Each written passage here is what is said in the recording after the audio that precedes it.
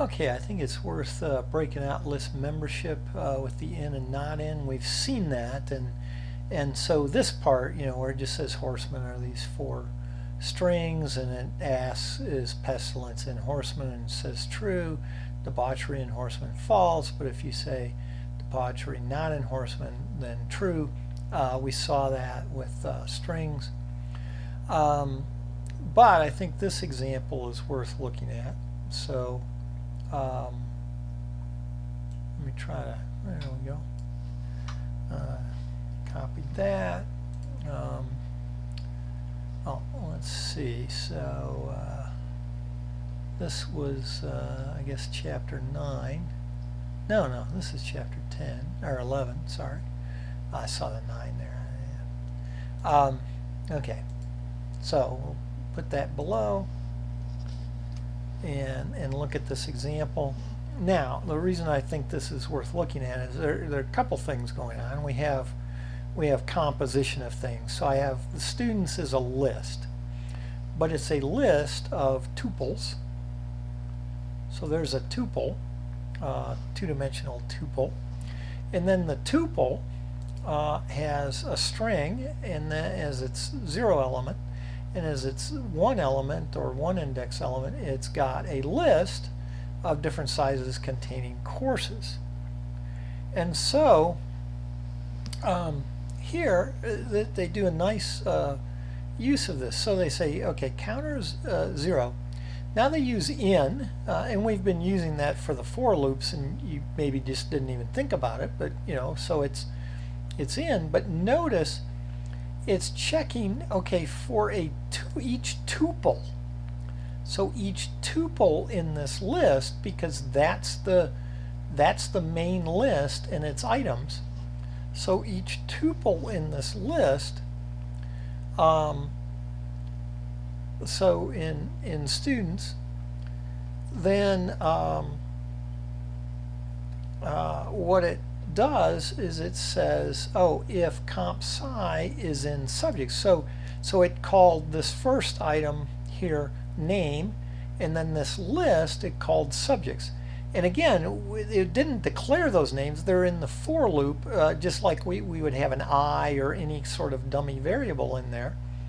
Just call it name and subjects, but the subjects part then is a list, and it checks to see if the string comp sci is in that list of subjects, and then what it does is it updates the counter each time it finds it, so then you can look at the number of students taking comp sci, and there's 1, 2, looks like 2. So let's try it. 3, I missed one. Oh yeah, right there. 1, 2, 3, the first 3 have comp sci in them, and so it did that. Now, getting at the different levels, you could actually do something like, we could change this up just a little bit, and instead of saying name and subjects, you could have done, I think, subjects well, actually we got to think about this a little bit. So what I want to get to is this next level, and actually I'm not sure. Let's insert a cell below so I can kind of experiment and not get a bunch of errors. Okay, so I'm just kind of wondering, can I get at some of these things? So, of course, if I print students,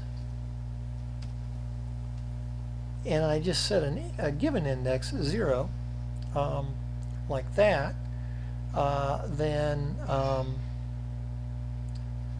let's see, cell run. Then I get the, well, but that's not what I want. What I want to try to get at is just this list without those. And remember our operator of indices. So the colon and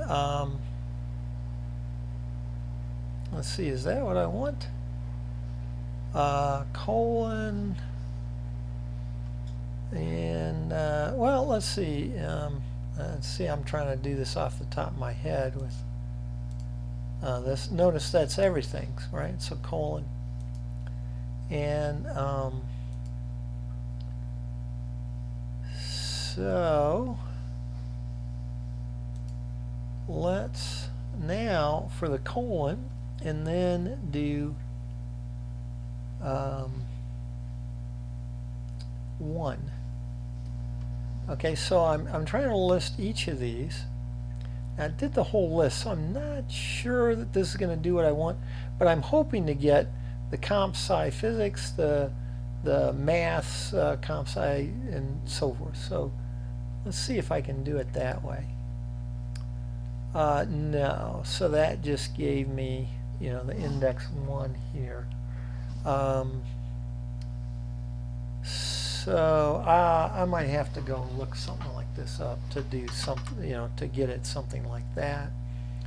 So yeah, I'm not sure we can do that easily. So easily anyway. Names, subjects, and I'll put that back the way it was. And we'll just go with their example there. But yeah, I'll have to look a little bit and maybe come back to this on a different video and look at this. Could we get to a list of just these second parts? And like I say, off the top of my head, I don't remember the indexing to do that. Well, heck, as long as we're here, we've got time, right? Let's see if this does it. So the nothing on the first, and then the colon, and then 1. What happens there? Yeah, see it. Oh, I didn't have my parenthesis. Now let's try it, see what we get. Yeah, see, so that's just that's giving us 0 to 1, but of course 1's not included, so it just gave us the 0 element of that thing. And so yeah, I'll have to look into that, whether that's I'm sure it's possible in Python. I'm sure I've done this sort of thing, but I'll have to look it back up to see. Oh, well, wait a minute, maybe and then here 0 to how many do we have here? 0, 1, 2, 3, 4. 0 to 4.